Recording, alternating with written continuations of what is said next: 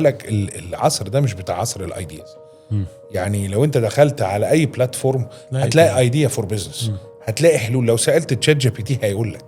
التحدي مش تعرف وات تو دو، انك ريلي تو دو ات، تستطيع. يعني فعلا زمان قرينا كتاب اسمه ذا فيفث ديسيبلين بتاع الاكسكيوشن، ذا باور اوف اكسكيوشن، ان ازاي تنفذ الاستراتيجيه بتاعتك او الخطه بتاعتك. النهارده بقت هي دي اللي فرقت النجاح. مش انت هتعمل ايه، انت هتقدر تعمله ولا لا. هو انت عارف ممكن يكون ده برضو بسبب ان المشتتات بقت كتير قوي طبعا.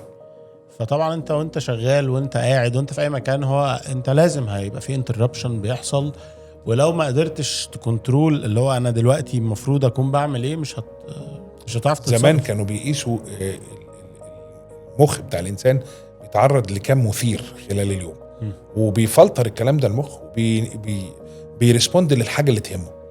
فكان زمان عشان كده يقول لك زمان الناس كانت رايقه. ليه؟ عشان كان عندهم 500 محث او مؤثر في اليوم. النهارده احنا عندنا 5000. هو اصلا يعني انا فاكر كنت قرأت انا حاجه بيقول ان انت الاعلانات بس اللي بتشوفها في يومك تقريبا بتكسيد ال 3000 اد. يعني ده على الموبايل وفي الشوارع والكلام ده كله بتكسيد 3000 اد، واعتقد ان احنا عندنا هنا اكتر، يعني ممكن يبقى اكتر من كده بكتير.